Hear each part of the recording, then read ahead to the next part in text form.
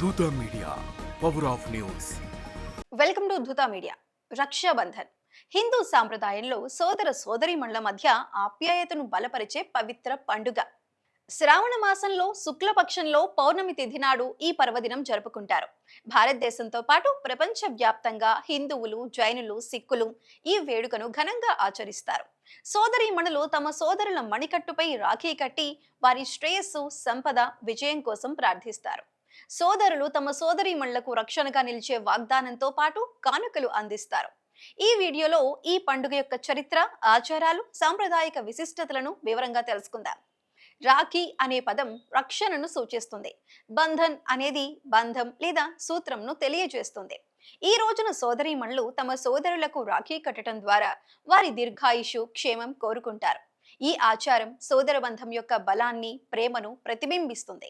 చరిత్రలో రాఖీ పండుగకు సంబంధించిన అనేక కథలు ప్రచారంలో ఉన్నాయి. ఒక పురాణ కథ ప్రకారం ఇంద్రుని భవనంపై రాక్షసుల దాడి జరిగినప్పుడు ఇంద్రుని భార్య సచీదేవి శ్రీ మహావిష్ణువును సహాయం కోరింది. విష్ణువు ఇంద్రుని మణికట్టుపై పత్తి దారంతో తయారైన పవిత్ర రాఖీని కట్టమని సలహా ఇచ్చాడు. సచీదేవి ఆ సలహా పాటించి రాఖీ కట్టిన తర్వాత విష్ణువు రాక్షసులను సంహరించాడు. ఈ సంఘటన రాఖీ ఆచారం యొక్క ప్రారంభంగా పరిగణించబడుతుంది. రాఖీ పండుగను జరుపుకునే విధానం ప్రాంతాన్ని బట్టి మారుతుంది. సోదరీమణులు ఉదయం స్నానం చేసి శుభ్రమైన దుస్తులు ధరించి పూజా సామాగ్రిని సిద్ధం చేస్తారు. ఈ సామాగ్రిలో కుంకుమ, అక్షింతలు, దీపం, మిఠాయి, రాఖీ ఉంటాయి. సోదరుడు కూర్చునే స్థలంలో ఒక పీట లేదా శుభ్రమైన గుడ్డ వేస్తారు. సోదరీమణి తన సోదరుడి నుదుటిపై కుంకుమ తిలకం దిద్దుతుంది. ఆ తర్వాత రాఖీని కుడి మణికట్టుపై కడతారు. సోదరుడికి తీపి వంటకం లేదా మిఠాయి అందిస్తారు. హారతి ఇచ్చి సోదరుడి క్షేమం కోసం ప్రార్థిస్తారు. సోదరుడు తన సోదరీమణికి ఆభరణాలు, దుస్తులు, డబ్బు లేదా ఇతర ప్రేమపూర్వక కానుకలు అందిస్తాడు. భారతదేశంలో ఈ పండుగ వివిధ పేర్లతో జరుపుకుంటారు. ఉత్తర భారతదేశంలో రక్షాబంధన్, సావని, సలోని అని పిలుస్తారు.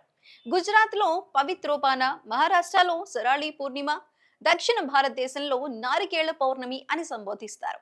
మహారాష్ట్రలోని సముద్ర తీర ప్రాంతాల్లో మత్స్యకారులు వరుణ దేవుణ్ణి ఆరాధించి కొబ్బరికాయలను సముద్రంలో విసిరి పూజలు నిర్వహిస్తారు.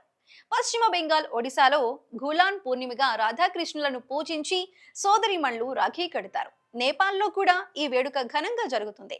రాఖీ కేవలం దారం కాదు, ఇది ప్రేమ, రక్షణ, విశ్వాసం యొక్క చిహ్నం.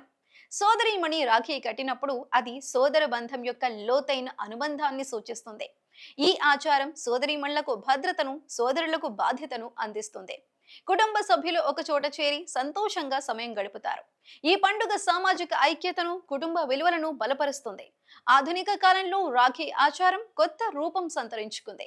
సాంప్రదాయిక దారాలతో పాటు డిజైనర్ రాఖీలు, బంగారు లేదా వెండి రాఖీలు ప్రజాదరణ పొందాయి.